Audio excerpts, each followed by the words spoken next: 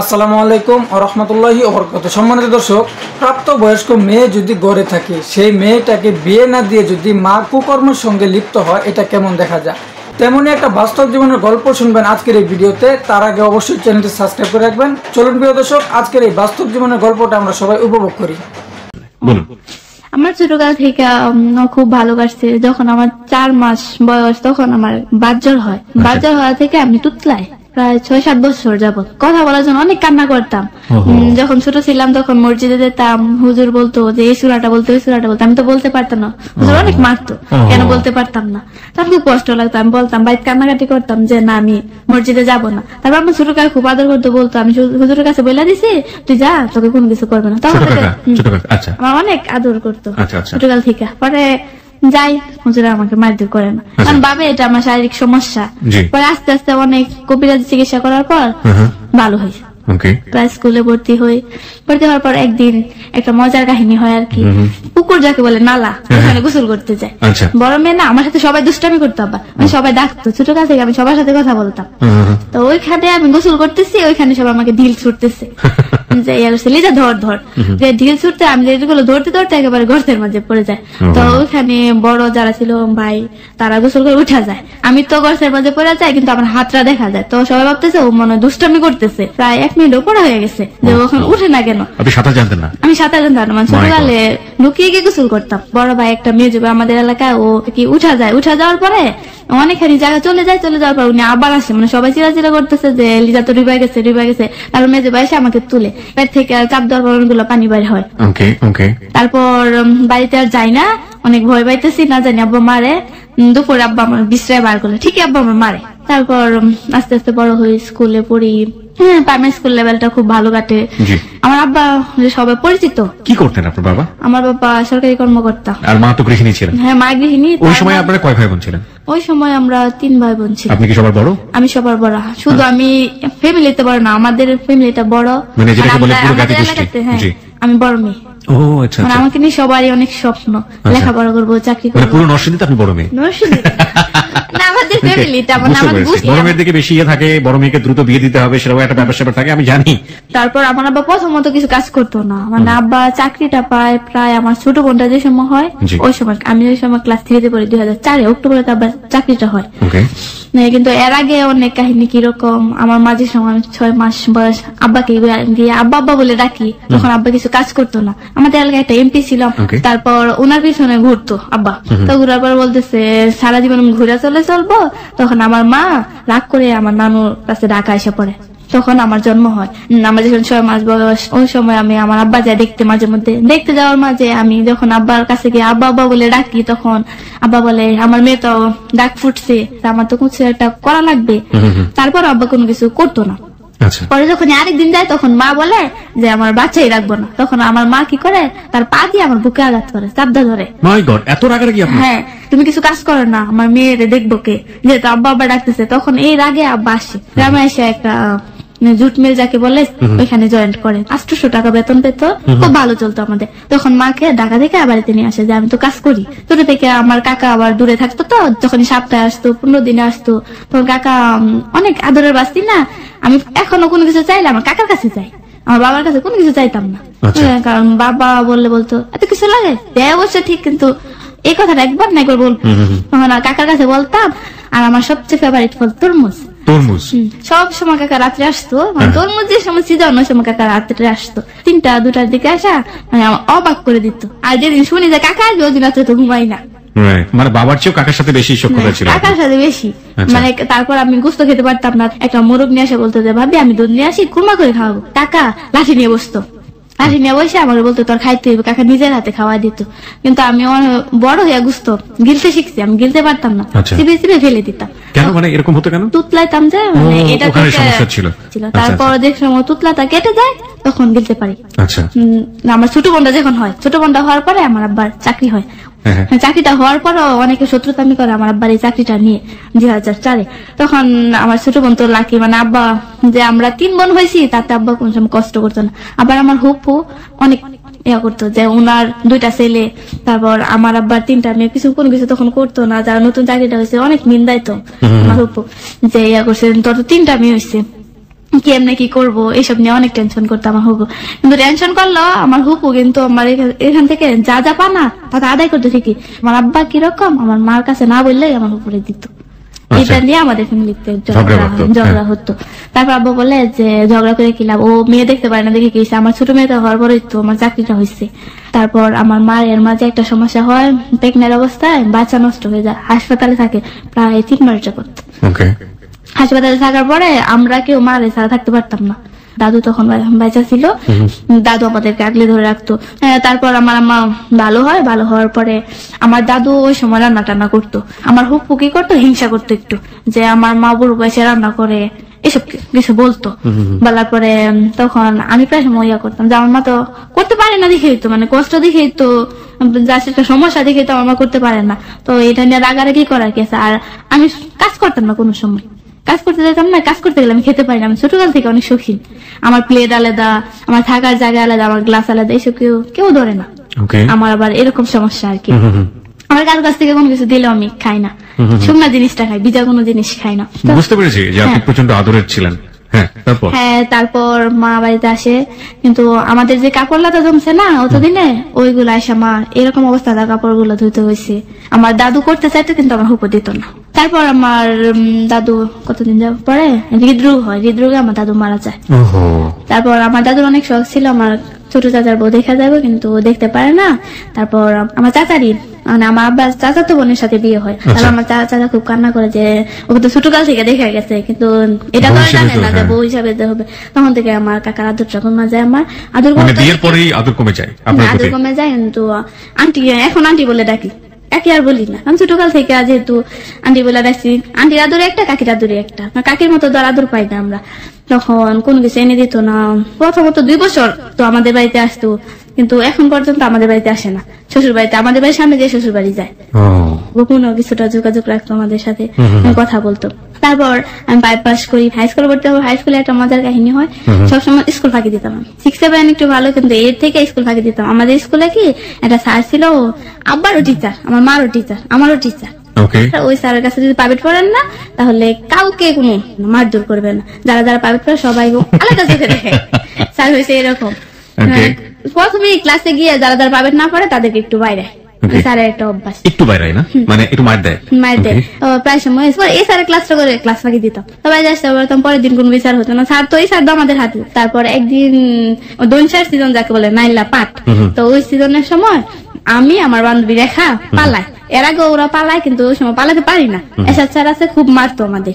কোনো কিছু জীবন কোনো কিছু কেস ধরতো, মানে ছেলে মেয়ে সব সময় এই স্যার লাইব্রেরিতে নিয়ে স্যার মারতো, এমন মারতো যতক্ষণ ব্যাট না ভাঙ ততক্ষণ পর্যন্ত বাইরে।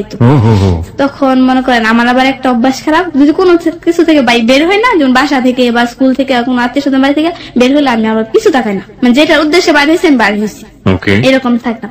তখন আমি আর আমার রেখা বান্ধবী যেটা বের হই, বের হওয়ার পরে স্যার দৌড়া নিতে, আমি দৌড়ি।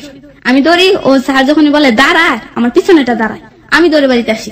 ওকে লাইব্রেরিতে নিয়ে অনেক মারে, ছেড়ে দেয়।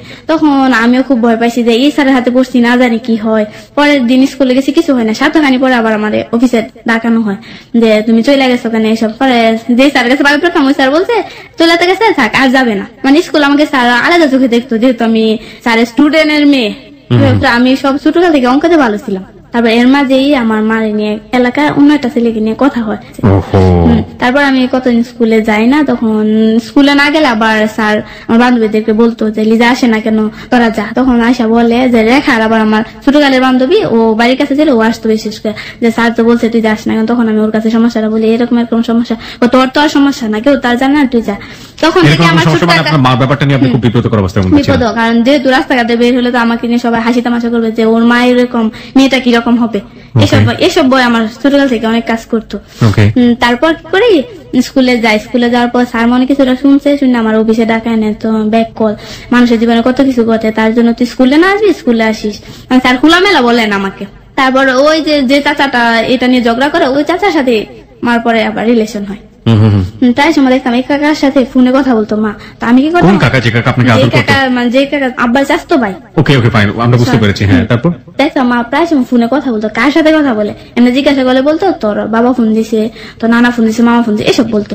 তখন আমি কি করি, মোবাইলের রেকর্ডিংটা অন করে রাখি যে আসলে কার সাথে কথা বলে। আমার কিরকম ডাউট লাগতো, মানে আমি ছোটকাল থেকে যে জিনিসটা সন্দেহ করতাম আমি সন্দেহটা বাস্তব হতো। নোট অন দ্যাট পয়েন্ট প্রিয় শ্রোতা, আমরা এই বিষয়টাকে ওভারলুক করতে চাচ্ছি, কিন্তু আমরা পারছি না এই কারণে যে জীবনের গল্পের প্রত্যেকটা ঘটনার সাথে প্রত্যেকটা ঘটনা অনেক বেশি সম্পৃক্ত।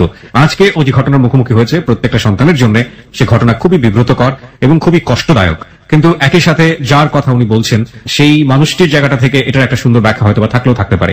আমরা সে বিষয়টা ঘাটাঘাটি করছি না, আমরা শুধু বলতে চাই এখানে লিজার যে জীবনের গল্প, সেই জীবনের গল্পের তার ছোটবেলায় দেখা শৈশবে কোনো একটা বিব্রতকর অভিজ্ঞতা, এবং সেই অভিজ্ঞতাকে তার জীবনে ধারণ করে সে তার জীবনটাকে কতটুকু প্রভাবান্বিত করেছে এই জিনিসটা, এবং সবকিছু মিলিয়ে শেষ পর্যন্ত যখন আপনি শুনবেন তখন আপনি বুঝতে পারবেন যে এই যে বলাটার প্রয়োজন আসলে ছিল কিনা।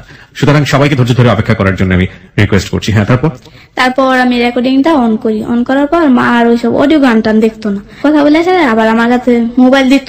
তখন আমি রেকর্ডিং শুনে দেখি এই কাকার সাথে কথা বলে। তখন আমি ভাবি এইভাবে কথা বলে কেন, ওদের সাথে না ঝগড়া, তাও কি রোমান্টিক কথা বলতো। তখন আমার নিজের কাছে অনেকটা ইয়ে লাগতো যে আমার মা এরকম, এটা কোন পথে যাচ্ছে। তখন এভাবে ওদের আস্তে আস্তে। আপনি কোন ক্লাসে পড়েন? ক্লাস 8 এ পড়ি, 2009 এ পড়েন।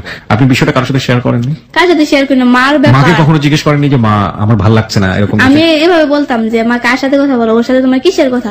মা আবার ওই বাড়িতে গিয়ে কাকারে ছোট ভাই ছিল, তখন মা বলতো আমি কথা বলি, ছোটকাল থেকে দুষ্টামি করতে হতো, এইভাবে মা এসব বলে কাটিয়ে দিত।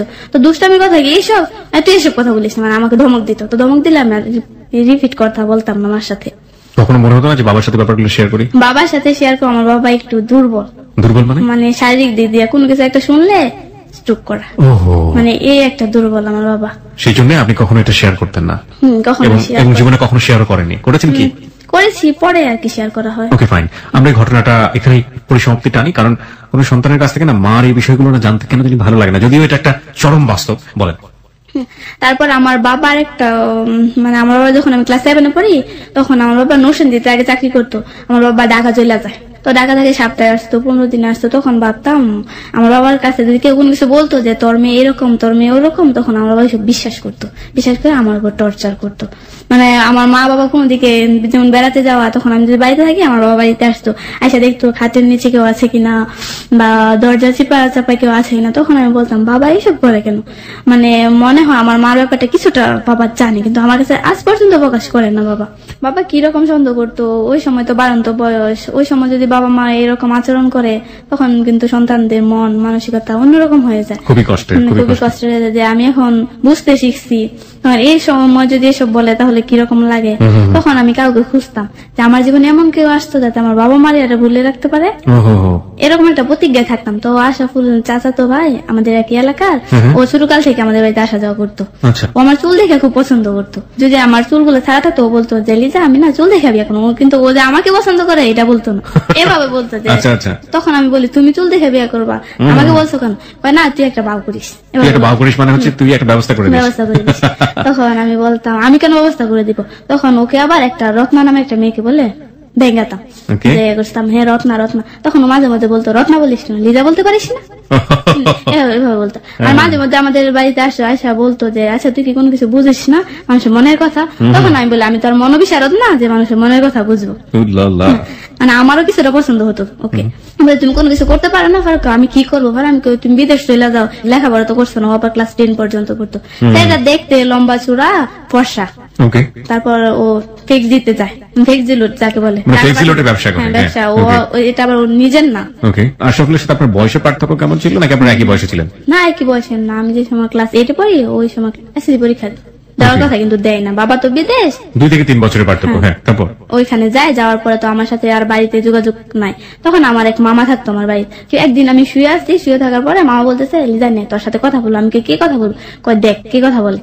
পরে বলতেছে তুই আমার জন্য ফিট আসছ। আমাকে ফিট কাকে বলে, মানে ইংরেজি আমার কাছে ভালো লাগে না, কোন সময় ইংরেজি দেখে আমার সাথে বলবো এসব ভালো লাগে না। সেটাই মাতৃভাষার চর্চা করুন, প্রেমের ক্ষেত্রে এবং যেসব ক্ষেত্রে হোক মাতৃভাষার চর্চা করুন, এবং believe me the feelings is awesome. আমি এটা বাংলায় বলি, বিশ্বাস করুন অনুভূতিটা আসলেই অসাধারণ। ওকে, বলুন তারপরে। তারপর বলে তুই আমার জন্য তৈরি আছিস? তখন আমি বলি তৈরি আমি বুঝি না। তারপর তুই আমার সাথে মাঝে মাঝে কথা বলিস? তো আমি বলি হ্যাঁ কথা বলবো। তখন ওর সাথে মাঝে মাঝে কথা বলতাম, 15 দিন এভাবে চলে। এর মাঝে আমার পরীক্ষা হয়, শুরু হয়। ওর এক চাচাতো ভাই শুভ, শুভ কি করে জানে। তখন আমি স্কুলে যাই, স্কুলে গিয়ে পরীক্ষা দিই, আমার টেনশন না জানি মা জানে। তখন আমি পরীক্ষাটা দিয়ে শুভকে বলি, দেখ শুভ, মা যে তোকে জিজ্ঞাসা করে, মা তো জানে না, তুই বলিস না। আচ্ছা বলবো না। তখন এই 15 দিন কথার মাঝে আশাফুলের সাথে আমার ঝগড়া হয়। ও না গালাগাল করতো, কিরকম জানি একটা ছেলে। আমাকে একদিন শুনতে বলে যে লিজা তুই আমাকে আই লাভ ইউ বল। তখন আমি বললি যে আই লাভ ইউ বলার পর আমাকে বলে আই হেট ইউ। কি বলে? আশাফুলি বলে আমি আই লাভ ইউ বললাম, তুমি বলতেছো আই হেট ইউ, এটা কিভাবে সম্ভব? আমি তো আরেকটা মেয়েকে পছন্দ করি, তুই দোয়া করিস। তখন আমি বলি আচ্ছা দোয়া করি। মন থেকে দোয়া করিস? তো আমি হ্যাঁ মন থেকে দোয়া করি। তখন আমি পরীক্ষাটা দেওয়ার পর আমি আমার ঢাকা চলে আসি। তখন বেড়াতে আসার পর ও আবার, তখন আমি আশাফুলের ফোন দেওয়ার পরে আশাফুলকে সবসময় মিস কল দিতাম, কেকজির ব্যবসা করতো তো মিস কল ফোন ব্যাক করার পর বলে যে কে? আমি বলি অচেনা মানুষ। তখন তো চিনতে পারি লিজা। তো আচ্ছা তুই কি রকম মেয়ে? আমি তো দুষ্টামি করে ফান করে বলছি যে একটা মেয়েকে ভালোবাসি, এতে তুই রাগ করছিস? রাগ করার কি আছে? তুমি তো রাগ করার কথাই বলছো। মানে এটা কিরকম ছিল যে আপনারা দুজনকে পছন্দ করতেন? পছন্দ করতাম, এরকমই ছিল। তখন এই ঢাকা থেকে কথা বলতাম। তখন মার কাছ থেকে আমি লুকিয়ে লুকিয়ে মোবাইল নিতাম, নিয়ে ওর সাথে কথা বলতাম। আবার বাড়িতে আসি জানুয়ারি মাসে। এর মাঝে আমি আবার একটা কাজ করি। 2011 সালে আমি আমার হাত কাটি ছুরি দিয়ে। ও বলতেছে তুই আমার জন্য কি করতে পারবি? আমি বলছি যে আমি হাত কাটতে পারবো, হাত কেটে নাম লিখতে পারবো। সত্যি তো? আমি খাই আচ্ছা। তখন নানু কেউ বাসায় ছিল না, আমি কে চুরি দিয়া হাতটা এইভাবে কেটে ফেলি। কাইটা কি করি, এই রক্ত দিয়ে আশরাফুলের নাম পুরাটা লিখি না, দেবের নাম পুরাটা লিখি। দেব তো আমার জীবনে প্রথম পছন্দ করতাম, দেখে আশরাফুলের নাম লিখবো কেন? তখন আমি নায়ক দেবের নাম, হ্যাঁ কলকাতার নায়ক, হ্যাঁ ওকে আমি খুব পছন্দ করি। মানে আমার জীবনে যদি প্রথম কোন ছেলেকে পছন্দ করা এই নায়ক দেবকে। আশরাফুল আপনাকে ইন্সপায়ার করলো তার নাম লেখার জন্য, তো আপনি লিখে ফেললেন দেবের নাম। হ্যাঁ প্রথমে লিখে দেবের নাম লেখার পর প্লাস দিয়ে লিখি লিখি সরা লিখি। ওর নাম লিখে সবাই সন্দেহ করবে।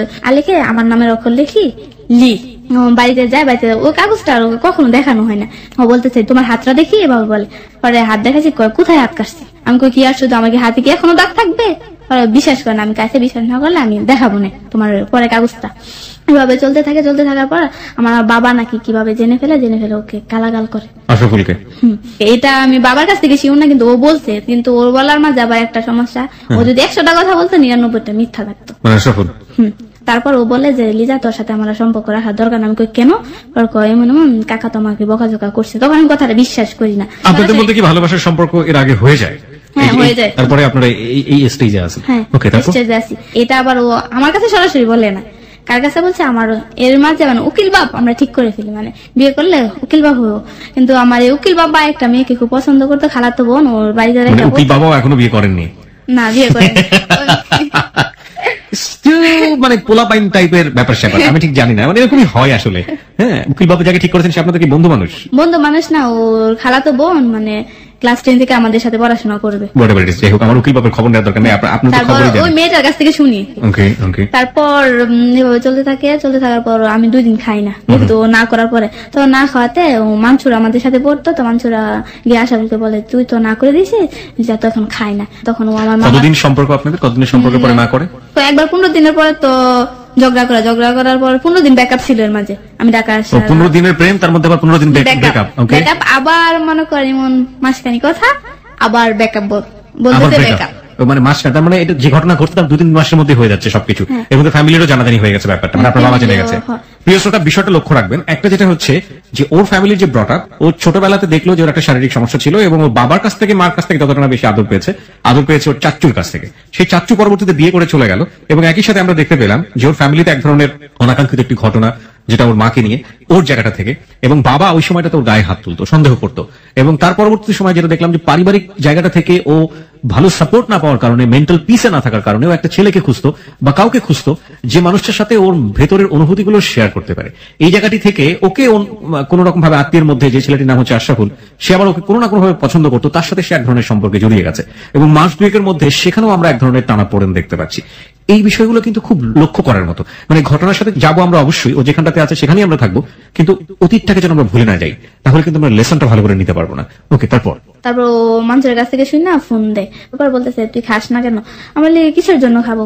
দেখ কোন টেনশন করিস না, খা, আমার সাথে মাঝে মাঝে কথা বলিস, এটা বলতো। তারপর কথা বলতাম, মাঝে মাঝে কথা বলতাম, এর মাঝে ও শুধু বকাঝকা করতো, ভাল লাগতো না কিরকম জানি। এর মাঝে ও একদিন 21শে ফেব্রুয়ারি হয়, 21শে ফেব্রুয়ারি 2 দিন আগে ও আমার সাথে কি নিয়ে ঝগড়া করার পর ও আর আমার সাথে বলে যে কথা বলতে তো সম্পর্ক রাখবেন। 21 তারিখে তো স্কুলে অনুষ্ঠান হয় না, অনুষ্ঠানে আশরাফুল যায়, বান্ধবীরা মিলে জানমুড়ি খাইতেছি, তখন নাজিয়া বলতেছে যে লিজা রাস্তার দিকে তাকিয়ে দেখ কে। তখন আমি বলতেছি কে? আপনার হিরো আসছে।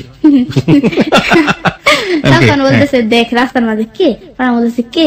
তখন সবাই আমার, ও যেহেতু লম্বা, শুধু দেবের কালারটা বেশ কম, দেব একটু শ্যামবর্ণ আর আশরাফুল মানে সাদা ফর্সা। কালি লাগিয়ে নিতেন, পাতিলের কালি। ঠিক আছে, তুমি যদি আমার সামনে আসো তাহলে তোমাকে এরকম শ্যামবর্ণ হয়ে আসতে হবে। তাহলে উপায়টা কি? যাও গিয়ে মেকআপ রুমে গিয়ে কালি লাগাও, পা থেকে মাথা পর্যন্ত কালি লাগাও। তারপর পিছনে তাকায়, তখন তাকাবার পর আমার কিরকম ভয় হচ্ছিল যে 2 দিন আগে আমার সাথে ঝগড়া করছে, না জানি থাপ্পড় টাপ্পড় মারে, মানে আয়সা এরকম। তখন দেখি ও আমার দিকে এগিয়ে আসতেছে। মারধর করতো নাকি? মারধর করতো না। আচ্ছা, আবার একটা অভ্যাস ছিল কি, বড় ছোট কাউকে মানতো না, মানে রাস্তা দিকে গেলে মাথায় একটা ঠালা দিত, মানে এটা অভ্যাস। তার মানে ওর কাছে গেলে যেটা লেখা থাকতো মাথা হইতে সাবধান, মাথা হইতে সাবধান। আর ওর কাছে গেলে আমার কিরকম হাত পা কাঁপতো, মানে কথা বলতে পারতাম না। এটা হয় আসলে প্রেমের ক্ষেত্রে, এই জিনিসটা হয়। তারপর ও আমার কাছে যখন আসে, সবাই জালমুড়ি খাইতেছে, আমি জালমুড়ি খাই, একে খাই আর 2 মুঠ ফেলে দিই। মানে আমার কিরকম ভয় করতেছে, কিন্তু আমি জালমুড়ি ইচ্ছা করে ফেলতেছি না। মানে তারপর আমি বলতেছি কিসের জন্য আসছো? এমনিতে আসছি, তোর সাথে কি দেখা করতে আসছি? তুই তো পারি সম্পর্ক। ও আমাকে তুই করতো, কিন্তু ফোনে তুমিও করতো। ওকে, আর আপনি? আমি তুমি করতাম। ওকে, বুঝতে পেরেছি। হ্যাঁ, ওকে, আপন চাচাতো ভাই? এক গোষ্ঠীর আপন চাচাতো না। আচ্ছা। তখন আমি আর কি বলবো, আমাকে ছোট করে দিয়েছে আমার বান্ধবীদের সামনে। আমার অনেকটা কষ্ট লাগে। তখন আমার বান্ধবীরা কিছুটা পথ একসাথে সবাই যায়, তারপর যার যার রাস্তায় চলে যায়। তখন আমি দেখা বন্যা মানসুরা, মানে ওর 2টা হুপু করতো আমার সাথে। তখন ওরা আগে চলে যায়, আমি আর মানসুরা একসাথে থাকি। তারপর ওর সাথে আরেকটা ছেলে যায় ওই এলাকারই, মানে ওর চাচাতো ভাই বাবু। বাবু খুব সুন্দর, মানে মেয়ে মানুষ এত সুন্দর হয় না, বাবু এত সুন্দর। ওকে ওকে, এত ফর্সা। কেউ যদি বলে যে বাবু তুই দিন দিন এত ফর্সা হচ্ছিস কিভাবে, তখন ও বলে সিরিজ কাগজ দিয়ে ডুলি। ওকে, ডুলতো নাকি? এমনিতে মজা করে বলতো, অনেক সুন্দর। আশাফুল কাছে মানে আমাদের এখানে একটা কবরস্থান, পরে এই কবরস্থানে কোনায় যাও, আশাফুল বলতে যা একটু ওই দিকে হাইটে আসি। তখন আমি বলি না ভয় হয় না, আমাকে এরকম ভয় করতেছে। না ভয় কিসে, তুই এক এলাকার আমি এক এলাকার, স্যারদের কাছে তো তুই খুব ভালো। তখন আমি বলি যাবো না, মানে কিরকম মনের মাঝে ছিল। তখন আমি যাই, তো তখন আশাফুল বলতেছে ইয়া করছে, জানাস আমি 2 দিন খাই নাই। আমাকে কেন খাও নাই? কয়ে হচ্ছে তুই আমার সাথে রাগ দেখালো। আমি বললাম আমি কিভাবে তোমার সাথে রাগ দেখালাম? তুমি তো উল্টা আমার সাথে রাগ দেখে বকাঝকা করো, আর তুমি বললো আমাকে ফোন না দেওয়ার জন্য, এই জন্য তুমি আবার খাও না কেন? না খেলে তো আমি না খাই। তখন কি করে জানেন, কয়েকটা ছেলে আমাদের নিচের বেচের আর কি দেখে যায়, আমি আর আশাফুল কথা বলতে, তখন গিয়ে স্যারের কাছে গিয়ে বলে যে লিজা, স্যার বিশ্বাসই করতে পারতেছে না যে লিজা এরকম হবে। আমি বাড়িতে যাওয়ার পর আমার মামা আবার শুনে রাস্তাঘাটে বলে যে, তখন আমার মামা গিয়ে আমার মার কাছে বলে জাফা মন লিজার তো এসব হয়েছে। তখন মা আমাকে এসব হয়েছে মানে সবাই খারাপ ভাবছে আর কি, বুঝছেন, যে কবরস্থান এটা খারাপ ভাবছে, খারাপ ভাবে নিচ্ছে সবাই। আমার আম্মা বলে আমি বললে সমস্যা দেখা দিবে, তুই তোর বাগনিকে বুঝিয়ে বল। মামা বলতেছে যে লিজা তুই তো দেখা করছিলি সকালে, এটা নিয়ে তো অনেক কিছু হয়েছে। আর আমি কই ঠিকই তো, আমরা যে সময় কথা বলি ওই সময় 2-1টা ছেলে আমাদের জুনিয়র আসা দেখা যায়। তখন আমি তো আমাদের ঢাকা শহরের, মানে আমরা যারা শহরবাসী তাদের জায়গা থেকে এটা কোনো ব্যাপারই না। মানে ও যে গল্পটা বলছে যে একটা ছেলে একটা মেয়ে এখানে মুভ করবে, একটা ছেলে একটা মেয়ে পার্কে ঘুরে বেড়াবে, এটা খুব বেশি দৃষ্টিকটু ব্যাপার অনেকের ক্ষেত্রেই না। অনেকেই হয়তো এটাকে খুব স্বাভাবিক চিত্র মনে করে নেন, কিন্তু একটা গ্রামের স্কুলে কিংবা একটা গ্রামের পরিবেশে ও যেটা বলছে সেটা কিন্তু এলিয়েনদের কোনো ঘটনা না, সেটা বাস্তবিক অর্থেই ওই জায়গাটিতে কিন্তু এটা সত্য। কারণ কিচ্ছু নাই, যদি ওই ছেলেটার সাথে মেয়েটার সাথে একটু কথা বলতে দেখছে, এটা দিয়ে মোটামুটি ওরা বিয়ে পড়ে ফেলবে, মানে এরকম অবস্থা কিন্তু হয়ে যায়। সামাজিকতার চিত্রের জায়গাটাতে এই সংকীর্ণতা কিন্তু আমাদের একেবারে গ্রামাঞ্চলের প্রান্তিক পর্যায়ে মানুষের মধ্যে কিছুটা হলেও রয়েছে, এটা অস্বীকার করার কোনো উপায় নেই। হ্যাঁ বলুন। তারপর পরের দিন স্কুলে যাওয়ার পর আমি খুব ভয়ে আছি যে স্যার না জানি কি বলে, আবার এই টেনশনও করি না যে ইয়া করছে, স্যার তো আমার হাতে আছে, যেহেতু প্রাইভেট পড়ি স্যার হাতে না। তখন প্রাইভেটে যাওয়ার পর স্যার বলতেছে কানো ধরে বলতেছে কি ব্যাপার, আপনি লাইভ হয়ে গেছেন, খুব বড় হয়ে গেছেন। আমি স্যার কি করছি, পরে তো বুঝছি। পরে বোঝার পর আমি বলতেছি, দেখেন স্যার আমি তো আর কোনো কিছু করি না, আর যদি প্রেম করা ইচ্ছা কারো সাথে স্কুলের ফিল্ডের সামনেই তো দাঁড়ায় আমি কথা বলতে পারি, আর ওখানে তো আমি কথা বলছি, কিছু বলছি না। পরে স্যার বলতেছে, দেখ এটা তো আমার কথা না, সবাই বলা বলি করতেছে। আমি স্যার আপনি কি বিশ্বাস করেন? পরে স্যার কয়, দেখ তোরে তো খুব ভালো জানতাম। পরে স্যার আমাকে এটা বলে, দেখলি যা শেষ ভালো যা সব ভালো তার। কিন্তু এটা তারপরে কোনো বিচার টিচার হয় না, কিন্তু বিচার না হওয়া তো আশাফুল আমার সাথে খুব রাগ দেখায় যে তোর জন্য আমার ক্যারিয়ারটা নষ্ট হয়ে গেছে, এইসব কিছু বলতো। তখন আমি বলতাম, আমি তো তোমাকে নিজের ইচ্ছাতে যাইতে বলি না। তখন আশাফুল আমার সাথে বলে যে তোর সাথে একবারে চিরজীবনের জন্য যোগাযোগ বন্ধ, আর মানে কোনো সময় আশাফুলের কাছে তুই আইতে পারবি না। তখন আমি বলি, দেখো আমি তোমার কাছে আসি না, তুমি বারবার আমাকে বলো ব্যাকআপ ব্যাকআপ বলে বলে, তখন এই জনের কাছে ফোন দাও, ওই জনের কাছে ফোন দিয়ে বলো যে আমার কাছে দেওয়ার জন্য, এতে আমাকে কয় না আমি আর এসব করবো না। 7 দিন যায়, 7 দিন পর আবার আমার কাকির মোবাইলে ফোন দেয় আশরাফুল। তখন ফোন দেওয়ার পর আশরাফুল বলতেছে, তুই আমার ভুলে গেছ? তখন আমি বলছি, কি আসছো তুমি আমার সাথে অভিনয় করো, 2 দিন পর পরে আমার কষ্ট দাও, আমার কি কষ্ট লাগে না, আমি কি মানুষ না, এইসব বলতাম। বলার পরে ও বলতো যে না এবার আর সম্পর্কটা শেষ করবো না, এসব বলতো। আমি কাকিদের বাড়িতে থাকতাম, আমার এক ছোট বোন আছে, ওর সাথে থাকতাম। তো কাকি বলছে কি তুই বিয়ের আগ পর্যন্ত এই মায়েদের সাথে থাকবি। আমি বললাম আচ্ছা থাকবো। তখন এই মায়েদের সাথে থাকি যে সারা রাত্র ওর সাথে কথা বলতাম ফোনে, সারা রাত্র কথা বলতাম। ওই পাশে কাকে শুনতো, শুন না কাকা লজ্জা কিছু বলতো না, বাস্তি বড় হয়েছে কি বলবো, বলতে গেলে তো কাকা নিজেই লজ্জা পাইবো। তো সারা রাত্র কথা বলার পরে ও দেখতাম আমার প্রতি অনেকটা আকর্ষণ, বলতেছে আমার স্যারা কোনদিন যাইতো না অনেক। তারপর এইভাবে চলতে থাকার পর কাকির ব্যাটারিটা নষ্ট হয়ে যায়। সারা রাত্র কথা বলার পর কাকির ব্যাটারি নষ্ট হয়ে যায়, মানে কাকির ব্যাটারি নষ্ট হয় কথা বলতে বলতে সারা রাত কাকির ব্যাটারি মানে কাকির মোবাইলের ব্যাটারি। ওকে আমরা এই জায়গাটিতে বলুন। তারপর মোবাইলের ব্যাটারিটা তখন নষ্ট হয়ে যায়, নষ্ট হয়ে যাওয়ার পরে আমার মামার মোবাইলটা নষ্ট হয়ে যায়। তো মামার ব্যাটারিটা ছিল আমার কাছে। তখন আমি বলি যে কাকি কারোর কাছে বললেন না ব্যাটারিটা আপনি দিয়ে দিই। কাকি কারোর কাছে বলছে না, আবার আমার ব্যাটারিটা আমার আম্মা লুকিয়ে নিয়ে রাখছে, আমি জানতাম না ব্যাটারিটা নিচ্ছে। তারপর আমি ব্যাটারি বিছরাই, ব্যাটারি পাই না। আমার আবার একটা অভ্যাস কি, কেউ আমার কোন জিনিস ধরলে আমি সবকিছু ভেঙে লাই, ভালো লাগে না এসব কিছু। তারপর আমি যখন একটা গ্লাস ভেঙে লাই, মানে একটা দিয়ে মাত্র শুরু করছি যে ভাঙবো সবগুলো, তখন মা বলতেছে ব্যাটারিটা আমি নিচ্ছি। তখন আমি বলছি ব্যাটারি দাও, তুই ব্যাটারি দিয়ে কি করবি, এটা বলে তুমি ব্যাটারি দাও। তখন মা ব্যাটারি দেয় না। তারপর কাকি ব্যাটারি খুঁজেছে, মা আবার শুনালে। আমার মা অনেক চালাক, দূরে থেকে একটা কথা বললে, মা ইশারা দিয়ে কোনো কথা বললে আমার মা বুঝে ফেলতো। তো কাকিতে আমার কাছে বলছে, তো মা শুনছে, শোনার পর পরে মা গিয়ে আব্বার কাছে বলে দিচ্ছে। তারপর ব্যাটারিটা কাকির কাছে অবশ্যই দিচ্ছে, দেওয়ার পরে কাকির ব্যাটারি তো একেবারে নষ্ট।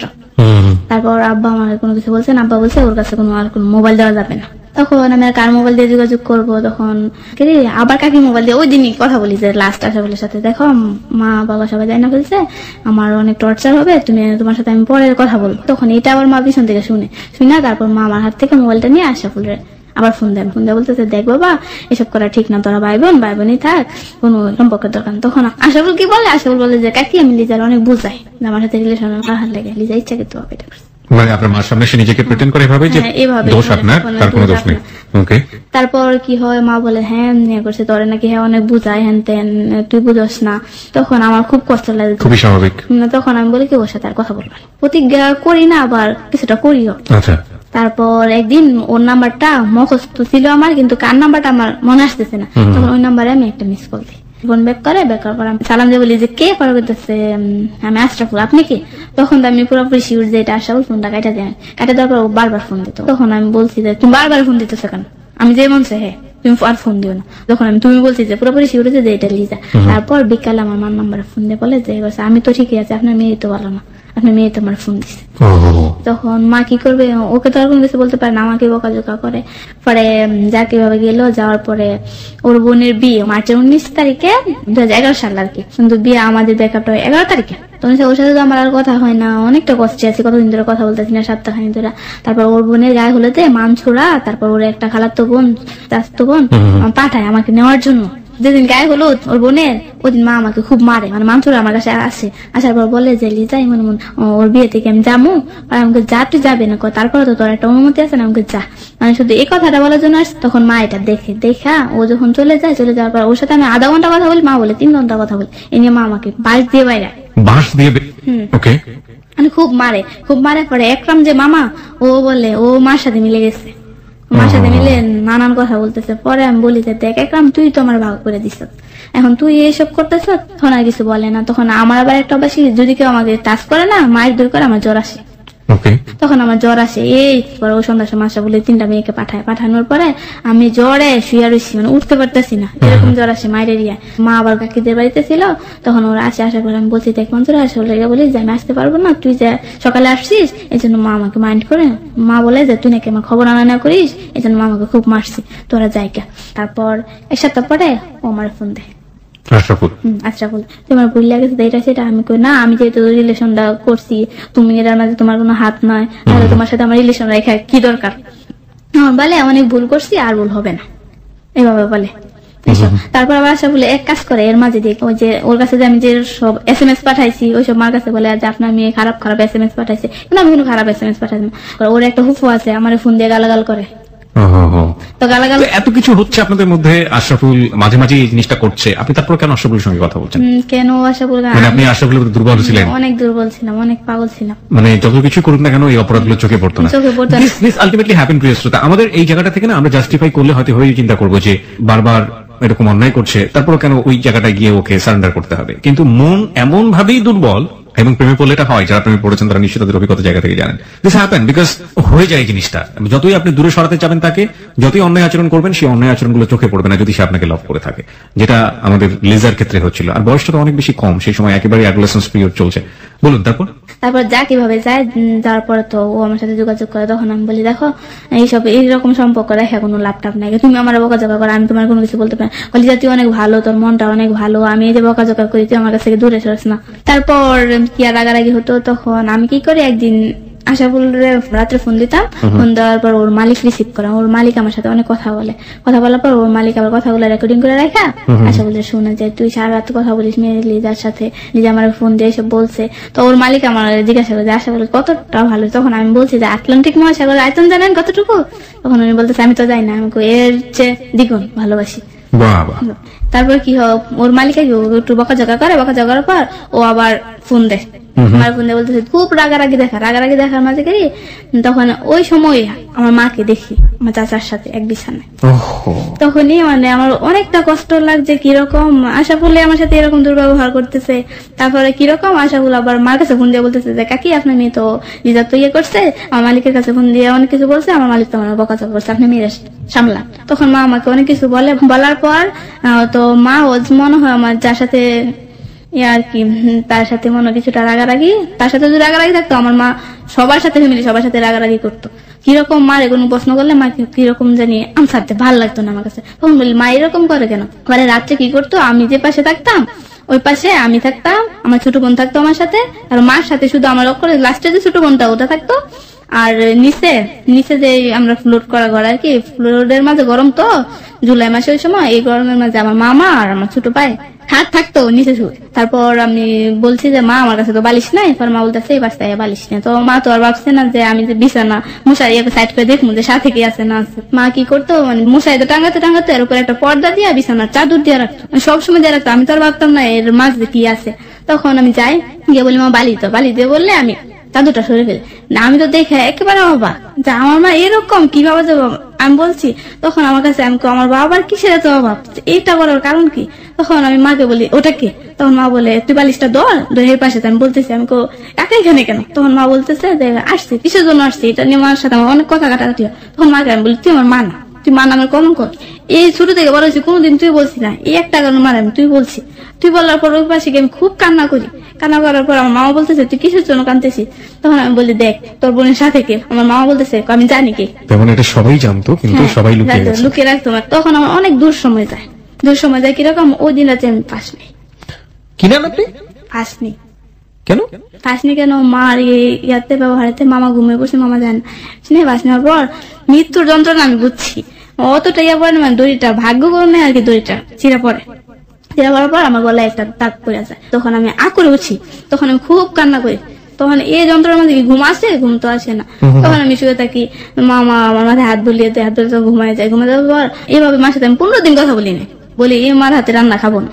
তারপর 3 দিন আমি না খেয়ে থাকি। আর যদি আমি আমার মনে যত কষ্ট থাক না, সবার সাথে আমি হাসি খুশি কথা বলতাম, মানে কারোর মনের ইয়াটা বুঝাইতাম না যে আমার ফ্যামিলিতে এইসব আছে বুঝাইতাম না। কারণ বুঝালে তো আমারই লজ্জা, আমাকে নিয়ে তো হাসি তামাশা করবে মানুষ। পরে তো আমার হাতে রান্না খায়। কিন্তু 3 দিনের দিন আবার এক কাজ করে, আমার স্কুল থেকে স্যার আমার বান্ধবীদেরকে পাঠায়, লিজা কেন আসে না। পরে বলতেছে কি হয়েছে তো বান্ধবীর কাছে গিয়ে এইসব সমস্যার কথা বলা যায়, আর বান্ধবীর কাছে বলি না। না বলার পর পরে স্কুলে যায়, তারপর ঈদ আসে, ঈদের মাঝে আসলে বলতেছে এই ব্যাকআপের পরও আবার ফোন দিয়ে কথা বলে আমার সাথে। বলতেছে লিজা তুই আমার কি দিবি? আমি বলছি তুমি আমার কি দিবা? তুই আগে দে, তারপর আমি করে দিবি একটা শোপিস কিনে উপহার। দেওয়ার পরে ও আমাকে কোনো কিছু দেয় না, কার কাছে কোনো কিছু দেয় না। তারপর ঈদের কদিন পর আমার কাছে টাকা চায়, এর আগে কিন্তু 100 টাকা নেয়, নিয়ে আবার দিয়ে দেয়। তো আমি তো ভাবছি টাকা নিচ্ছে দিবে, তার 500 টাকা নেয় আমার কাছ থেকে। একটা মেয়ে আছে আমার এলাকারই, তখন ওর হাতে 500 টাকা নেয়। নেওয়ার পরে তখন ও বলতেছে এই টাকাটা আমি লিজার বিয়েতে দিব, বিয়েতে 500 টাকা দিয়ে নিমন্ত্রণ খাইতে আসবো। করার পরে 500 টাকা পরে আর দেয় না। আমি আর টাকাটা আনতে চাই না, কেন আনবো? ভালোবাসার মানুষের টাকা দিয়ে এটাকে আনার জন্য। তো আমার ফ্যামিলিতে অনেক টর্চার করতো, কিরকম কারো বাড়িতে যাইতে দেওয়াটা পছন্দ করতো না। তখন রোজাইদের পর থেকে মাঝে মাঝে মারতো, কোন একটা উচিলে নিয়ে মারতো, মানে আসতো আমার বাবা মা এরকম করে বান্ধবীদের সামনে, বান্ধবীরা চলে গেলে তো মানে আশরাফুলের গোয়েন্দাগিরি করতে আসছে এরকম একটা ব্যাপার, এইভাবে সন্দেহ করতে থেকে। তখন কি করে আমার একটা হুজুরের কাছ থেকে একটা মাটির পাতিলা, ঠুলি যেটাকে বলে, ঠুলি দিয়ে কি করে পানি আনে গাং থেকে, মানে 6 গাঙ্গের মুখ বলে সেটা নদী আর কি, মুখ থেকে আমার আব্বা আপনাকে ওখান থেকে সরানোর জন্য ওখান থেকে তখন আমি যখন হুজুরটা আসি, আমি সকালে পাবিটা যাবো আর কি, তখন আব্বা বলতেছে যে তুই একটু পাবিটা পরে আমি কিসের জন্য, হুজুর আসছে না তো হুজুর কিসের জন্য আসছে। তখন আমি তো কিছুটা টের পাইছি, তখন আমি লুকিয়ে কাকিদের বাড়ির দিক দিয়ে যাইতে চাই, তখন আমার ছোট বোন দিয়ে ডাকে, বলে যে তোর আব্বা ডাকতেছে। তখন যাওয়ার পর বলতেছে 3 বার পানি ডাক খা, 7 দিন খাইতে হবে। তখন আমি কেরি মানে একবার তো দেখায় খাওয়া লাগবে, তখন আমি একবার দেখায় খাই। তখন গিয়ে স্কুলে যায়, গিয়া যদি রিনা মেয়েটা আমি ওর কাছে বলি দেখা আমার বাবা কিরকম অবিশ্বাস করে, কবিরা দিয়ে যাইতেছে আসা বলে হে কি করে যে এক কাজ কর, তুই পাতিলা পানি গুলো ফালাই দিয়া নতুন করে পানি রাখ, রেখে সেরা করে তুই পানিটা 7 দিন খাই। তখন আমিও ওর কথা মতো এটা করি। আবার এই যে হুজুর কাছে পানি পড়া দিচ্ছে, হুজুর আবার বুঝা ফেলায়, তখন ওই হুজুরের কাছে মায়েরা নিয়ে যায়, মানে যাই যাওয়ার পর হুজুরের সামনে গিয়ে কোনো কথা বলি না। হুজুর শুধু বলছে যে আমার শুধু এক নজর দেখবে, পরে বুঝি একটা তাবিজ দিচ্ছে, তাবিজ দেওয়ার পর বাড়িতে আসছি, বাড়িতে পরে বলতেছে মা যে তাবিজটা দিয়ে হাতে, তখন আমি দিতে চাই না, বাবা আমাকে 2টা থাপ্পড় দিয়ে তারপর তাবিজটা দেয়। তখন আমি রিনার কাছে গিয়ে কোনো সমস্যা বললে, রিনা আমার ছোট কিন্তু ওর কাছ থেকে পরামর্শ নিতাম, রিনাকে বলতেছে কি কর দেখ তাবিজ আমার দিকে ফালাই দিয়ে শুধু মোম দিয়ে রাখ। তো আমি তাবিজের ভিতর থেকে ফালাই দিয়া শুধু মোম দিয়ে রাখাম। তো আমার বাবা তো ভাবতো তাবিজ আছে, তারপর আমার কোনো পরিবর্তন পাইতো না। তখন আমার বাবা বলে কবিরাজ টবিরাজ বিশ্বাস করি। তারপর এর মাঝে আশা বললো আমার সাথে মানে 200 টাকা খুঁজতো, আশা বলে টাকা দিতাম। আমার আব্বা প্রতি সপ্তাহে আমার টিফিনের টাকা দিত, ওই টাকাটা আমি খেতাম, আর আমার মা যে টাকাটা দিত ওই টাকাটা থাকতো, ওই টাকাটা আমি আশা বলে দিয়ে দিতাম জমিয়ে। তারপর প্রাইভেট পড়তাম 250 টাকা মাসে, বাড়ি থেকে যেতাম 300 টাকা, তো এই 50 টাকা বাঁচতো, এমনি করে 5টা প্রাইভেট পড়তাম আমি, 250 টাকা প্রতি মাসে হতো।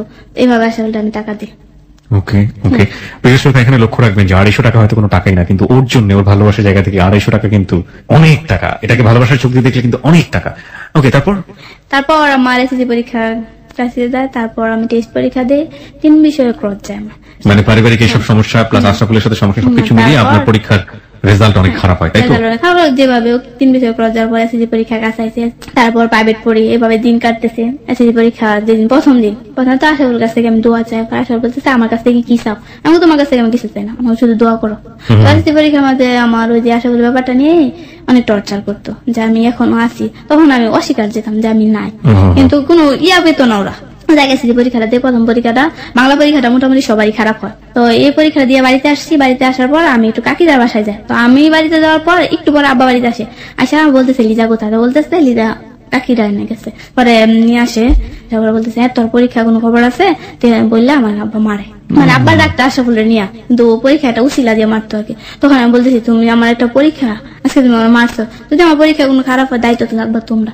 তখন এইভাবে যাওয়ার পর আমার যে অঙ্ক পরীক্ষা, এর আগের দিনে আমি আশরাফুলের ফোন দিই, আশরাফুল আমার সাথে শুধু রাগ দেখায়। তখন আমি বলি দেখো অন্য সব পরীক্ষার মধ্যে আমার সাথে রাগ দেখাও, এটা একটা অঙ্ক পরীক্ষা, এটা বানানোর বিষয় না, রাগ দেখাও। তখন ও রাগ দেখায়। তখন আমি বলি দেখো তুমি লেখাপড়া করছো না, লেখাপড়ার মর্ম বুঝবা কি করে? আমার লেখাপড়া করতে তো তুমি কি চাও না আমি লেখাপড়া করি? হ্যাঁ আমি চাই তুই লেখাপড়া করিস। তারপর সব পরীক্ষা দিস, এর মাঝে আমি আবার আশরাফুলের সাথে রাত্রে একদিন দেখা করি। তুই আমাকে সত্যি ভালোবাসি তাহলে রাতে দেখা করতো, তো রাত্রে দেখা করি। রাত্রে দেখা করার মাঝে আমাদের মধ্যে কিছু হইতো না, শুধু হাতে ধরতো, মানে বিশ্বাস, মানে আমার বিশ্বাস করার জন্য, বুঝছেন? জানুয়ারি মাসে 3 দিন দেখা করি, আর ফেব্রুয়ারি মাসে আমার পরীক্ষা, এর মাঝে 2 দিন দেখা করি। ওই যে আমার মার সাথে যে কাকা সম্পর্ক, ওই কাকা আমাকে নিয়ে অনেক এলাকায় অনেক কিছু বলতাম রটায়, মানে ঝগড়ার মাঝে ওর সাথে দেখা করে যে আসা হলো অনেক তো ঝগড়া হতেছে, তুমি আমার সাথে দেখা কর। মানে ফাইনালি হ্যাঁ আমি জিজ্ঞাসা করবো যে ও আমাকে চাই কিনা। তখন ফেব্রুয়ারি 19 তারিখে আমার সাথে দেখা করে 2012 সালে রাত্রে। আমি বলি দেখো আসা হল ভাইয়া, আগে পরে যা কিছু হয়েছে না হয়েছে এইসব কিছু বাদ, তুমি আমার কাছে একটা ফাইনালি একটা কথা বলে যে তুমি আমাকে চাও কিনা। আর বলতেছে হ্যাঁ চাই। আমি বিশ্বাস না, তখন আমার মাথা হাত রাখে। ওকে ওকে বলছে আমি তোর চাইলে বিশ্বাস, তখন আমি হাতটা জেঙ্গা দিয়ে ফেলাই দিই। আমি বলতে দেখো আমি তোমার কাছে দেখে নিবো আমার এই কথাটা কইছো। আমি বিশ্বাস হয় না, বিশ্বাস না হলে কিছু করে না, যদি না চাইতাম এত রাতে তোর সাথে দেখা করতাম 11টা বাজে ওই সময় রাতে। তোর বলার পর আমি বিশ্বাস করি, মনে হয় সত্যি বলবে যেহেতু মা ছাত্রী শপথ করছে। তারপর পরীক্ষা যখন তো শেষ হবে, আমার বাবা বলতেছে আমাকে আমার কাকার বাসা নিয়ে দিয়ে, তখন বলে যে আমি যাবো না। এটা বলার পর বাবার আগের মাথা কি করে, খাট আছে না, খাটের সাইনি দিয়ে কাঠ বাইরে আমার ভাঙে, অনেক মারে, মানে পায়ে মানে 5টা আঙ্গুলে নষ্ট হয়ে যায় আর কি। তখন আমি জিদ ধরে বলি যদি আমি কাকার বাসায় যাই না, ওখান থেকে নানুর বাসায় চলে যাবো, গিয়ে আর বাড়িতে আসবো। তখন যাই, আসার পর এই যেহেতু আমি 1.5 মাস কাকার এখানে থাকি, নানুর এখানে থাকি, আন্টির এখানে থাকি, থাকার পর 1.5 মাস আমার বাবার সাথে কথা বলি। আমার বাবা ফোন করে আমাকে বিশ্রাইত, কিন্তু আমি কথা বলতাম না। আমার অনেক রাগ যে বাবা মানুষের কথা শুনে আমাকে মারে।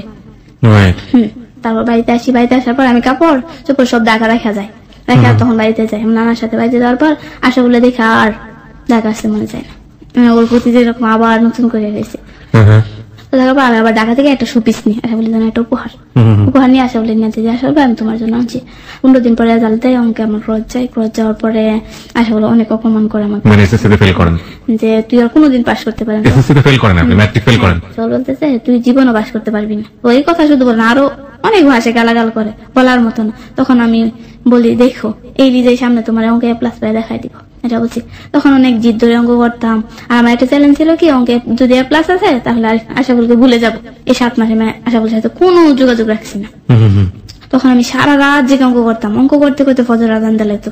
পরের বার অঙ্কে A+ উঠার পরে মানে রেজাল্টের পরে সবার বাড়িতে মিষ্টি দিয়ে তো রাস্তা দিয়ে নিতেছে, পরে কার জন্য মিষ্টি নিতেছে আমার ছোট বোন যে কলিজাফানা পাস করছে, কি আসছে আমি জানি না। তখন আশা বলে আমাদের নাম্বারে ফোন দেয়, ফোন দেওয়ার পর আমার সাথে কথা হয়। কথা হওয়ার পর বলতেছে আমার মিষ্টি কোথায়, এসব বলে। এসব বলার পর আমি বলি তোমার কিসের মিষ্টি, আমি তো বলছি যদি অঙ্কে আমার A+ আছে তোমার বুঝলে দাম, তাহলে কি তোমার বুঝলে দেয় পারবি? আমার কাছে আমি চেষ্টা করবো, যদি পারি তাহলে তো পারলাম, না পারলে তো কিছু করেন না। তখন এর মাঝে কি হয় যে একদিন রাত্রে আমি ঘর থেকে বাইরে বার হই, ঘর থেকে বাইরে আশা বলতে ফোন দেয়। ফোন দেওয়ার পরে আশা বলতেছে বাজার আছে, আমি বলতে বাজার ভালো। ওই যে কাকার সাথে আমার মার সম্পর্ক, ওই কাকা গাছের উপরে থেকে আমার পাহারা দিত, কেন জানি আমার প্রতি ওর অনেক ওর বোন একটা অনেক কাহিনী করে এলাকায় বিয়ে হয়, তখন এটার মাঝে নাকি আমার বাবা জড়িত ছিল কিছুটা। আমার বাবা নাকি সাহায্য করছে ওদের সাথে মিল্লা, মানে বাড়ির সাথে সত্যতা করতে। তখন থেকে আমার কাকার জিত আমার সাথে, তখন থেকে বলছে যে ইসাকের জি কিভাবে বিয়ে দেয়, কিভাবে ইয়া করে দেখা দিব। বুঝলাম না আপনার কাকা কি চাইতো, কারণ ওই যে আমার কাকার এক বোন আর কি, মানে বুঝতে পেরেছি সেটা, কিন্তু তার উদ্দেশ্য কি ছিল? তার উদ্দেশ্য কি ছিল মানে ওর বোনের নিয়ে যেহেতু আমার বাবা কিছু কাহিনী করছে, মানে আমার নিয়ে কিছু কাহিনী। কি কাহিনী করেছে? বদনাম তুলবে অনেক কিছু হয়েছে। আমাকে পাহারা দিত, মানে আমার কোনো অপরাধ পাই কিনা, অপরাধ ছাড়া তো।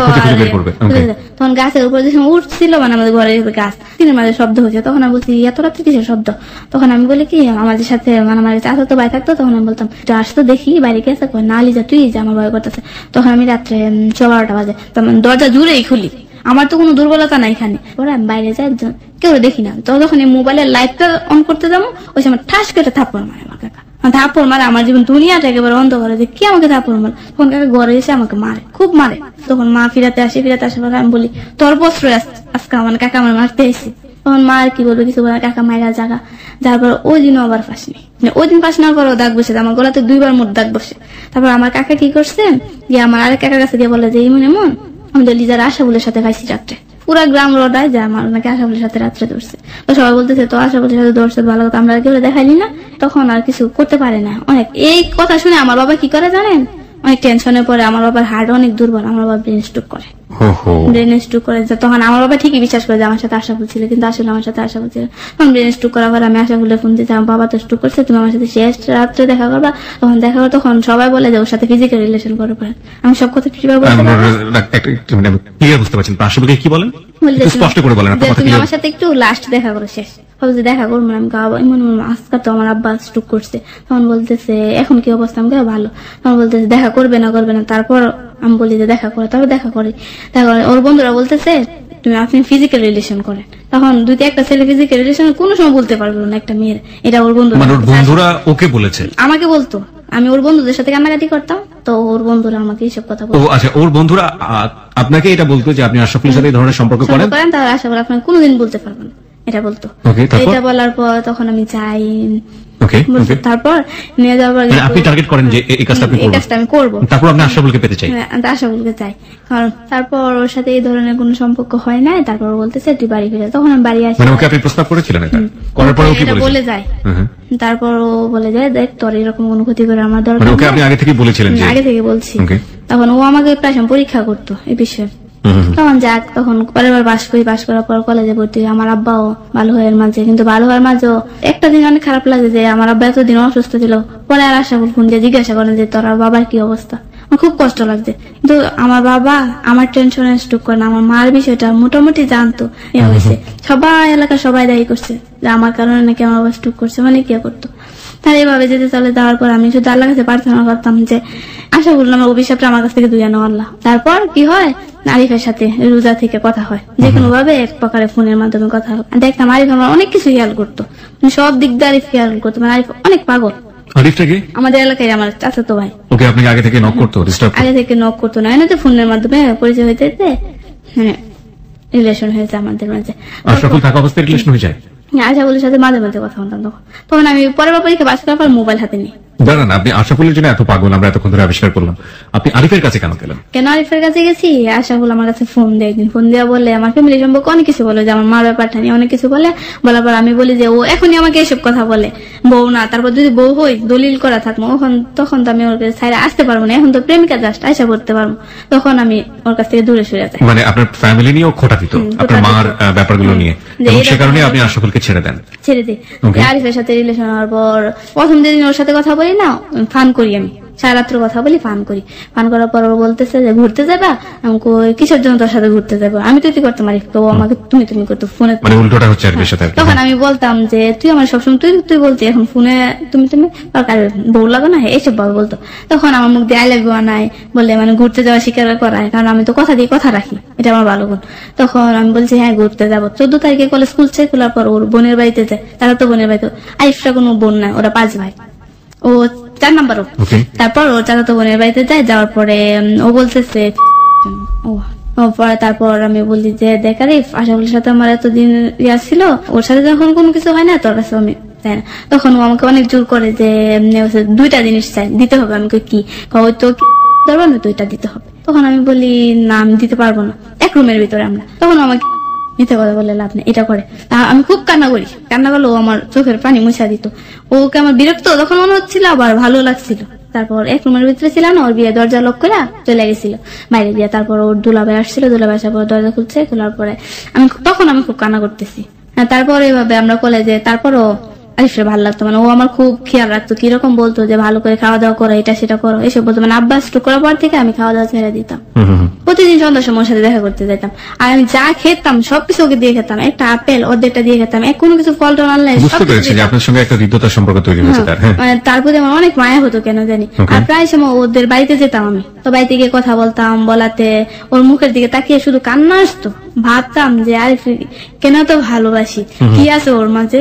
ও প্রায় সময় আমি কান্না করলেও আমার চোখের পানি জল মুছে যেত, আমার খুব ভালো লাগতো। আশা বলতো কখনো এটা করে নাই। তারপরে এভাবে চলতে চলতে থাকার পর ও আমাকে বলতেছে বিয়ে করবে যদি আমার 2 লাখ টাকা দেয়। আমি বলতাম না যে এটা দুষ্টামি করে বলে। তো তখন এইভাবে চলতে চলতে ইয়া করি, মানে এরকম একটা সম্পর্ক হয়ে যায় আমাদের মাঝে। এটা নভেম্বর 1 তারিখ রাত্রে এরকম একটা সম্পর্ক, মানে এক ধরনের অনৈতিক সম্পর্ক, অনৈতিক সম্পর্ক হয়ে যায়। যাওয়ার পর আমার রাত্রে মা ছিল না তো বাড়িতে, আমি গিয়ে দেখা করি। দেখা করার পর মানে মার জিদের বসে আমার যে মা এটা করতে পারে, আমি কেন করতে পারবো না, এই জিতে আমি সম্পর্কটা করি। মানে আপনার মার সাথে জিদ করে আপনি এটা করি যে আমার মা তো ভালো হয় না কেন, কিন্তু আমি আবার আমার মার সামনে দেখায় কিন্তু আমি দেখা করতে আসতাম, 2 দিনে দেখা করতে আসছি। আমার মা বাধা দেয় না, বাধা দেয় না। তখন আমি বলতাম দেখছো আমার মা কিরকম, মা আমাকে বাধা দেয় না। তো আমি চাইতাম, মনে মনে চাইতাম মা তুমি বাধা দাও, বাধা দাও। মনে মনে কেন চাইতেন? মা বাধা দিলে, মা বাধা দিলে তো, কারণ মা খারাপ বুঝলাম, কিন্তু মেয়ের অধিক বই পথে দেওয়ার জন্য এটা আমার কাছে কষ্ট লাগতো, বুঝছেন। তখন এইভাবে যাই, দেখা করে প্রায় সময় ওদের বাড়িতে যেতাম, এইরকম সম্পর্কটা হতো। এবার আসা যাওয়ার মাঝে কি হয়, আমাদের বিয়ে নিয়ে কথা হয় আমার ফ্যামিলিতে। তো বিয়ে নিয়ে কথা হয়, তখন আমি বলি আমি একটা ছেলেকে পছন্দ করি, তোমাদের 2 লাখ টাকা দিবা। তখন বলছে যে ছেলেটাকে, তখন আমি বলি ছেলেটা নরসিংদী, আমরা একই কলেজে পড়ি। প্রথমত রাজি হয় না, অনেক মারধর করে যে রাজি হইব না। তারপর আমি 4 দিন না খাই থাকি, আমি শোয়া থেকে 4 দিন উঠতে পারি না, মানে একবার উঠি আবার পড়া যায়, উঠতে গিয়ে আবার পড়া যায়। তখন আমার দাদুকে বলতে চাই যে তোর আব্বা রাজি হয়েছে, মানে ছেলেটাকে বল। তখন মার কাছে বলি, তখন মা আর একটু অপমান করে, কিরকম মানে আমাকে কুকুরের নজর, ঠিক আমার মা ডাইরেক্টলি কথা বলে। তখন আমার কাছে খুব খারাপ লাগে। আপনাকে বলে আপনার নাকি কুকুরের নজর, যে লেখাপড়া ধর করতেছি এই চয়েসের জন্য এসব বলে। তারপরও বলছে দিবে, তারপর ওর বাড়িতে প্রস্তাব দেয়, এটা আমি জানি না। ওর বাড়িতে প্রস্তাব দেওয়ার পর ওর বাবা মাইনে আনে না। ওর বাবা বলে ওর মাই ভালো না, মানে ওর মাই ভালো না, সেজন্য বিয়ে দিব না। ওর মাই ভালো না, ও আর কতটুকু ভালো হইব এই কারণে। তারপর আমার বাড়ি থেকে বলছে 2 লাখ টাকা দিবে, বুঝছেন, কিন্তু বিয়ের প্রস্তাবটা দিচ্ছে আমি জানি না। তখন ও আমার ফোন দিয়ে বলে যে আপনার বাড়িতে কি সহ্য হয়েছে নাকি, এত তাড়াতাড়ি কিসের বিয়ের প্রস্তাব দেওয়া লাগছে। আমি বলছি দেখ আমি তো আর জানি না। তারপর আরিফ কি বলে যে এক কাজ করো, এখন বিয়ের দরকার নাই, তুমি লেখাপড়াটা করো, আমি এক কাজ করি, ইন্টার পাসটা করে একটা জব টপ করি, তারপর তুমি ইন্টার পাস করো, দুজন একই কোম্পানিতে জব করবো, তখন গুড ম্যারেজ করে ফেলবো, ঠিকই মাইনা নিব। এভাবে চলতে থাকার পর সবাই জানে ওর সাথে আমার কোনো রিলেশন নাই। তখন বাবা কলেজ অফ করে দেয় আমার। তারপর কি হয়, এর মাঝে আবার আরেকটা তাবিজ এনে দেয় আমার, বলে যে এই তাবিজটা 41 দিন রাখবি। তখন আমি 41 দিন কিভাবে রাখবো, আমি আবার যেটা বলতাম সেটা করতাম। তখন আমি বলছি যে আচ্ছা এটা 41 দিন রাখবি। 41 দিনে কি আর মানুষের মন ঘুরে যায়? তাবিজটা দেওয়ার পর থেকে মানে আর কিরকম দূরে সরে যেতেছে আমার, কিরকম ভয় লাগতেছে। যেদিন তাবিজটা দিই ওই দিন আর দেখে আরিফ আমার সাথে খারাপ ব্যবহার করে। তারপরে চলতে থাকে, এবারে ব্যালেন্সটা দিচ্ছে, মানে ভালোবাসা দিবস 2014 এটা। ওই দিন আমি ওর সাথে রাত্রে দেখা করে ওর পায়ে পর্যন্ত পড়ি বিয়ে করার জন্য, গুড ম্যারেজ। ও আগে বলতো যে গুড ম্যারেজ করার জন্য, অনেক কান্নাকাটি করার পর ও বলতেছে যে আমি যদি পরীক্ষা পাশ করি তুমি আমার 100% পাইবা। তখন তো আমার অনেক ভালো লাগছে যে ও পরীক্ষা পাশ করবে। তারপর আমি 40 দিন পরে তাবিজটা খুলে ফেলি। এর মাঝে আবার আরেকবার তাবিজ দেয় আমার বালিশের ভিতরে, এই তাবিজটা আবার আমি পাই। এই তাবিজের ভিতরে আমি খুলে দেখতাম একটা চুল, কাপড়ে একটা সুতা, এসব থাকতো। তখন আমি আমার মাকে বাবাকে বলি তোমরা কুফরি কালাম করছো। তখন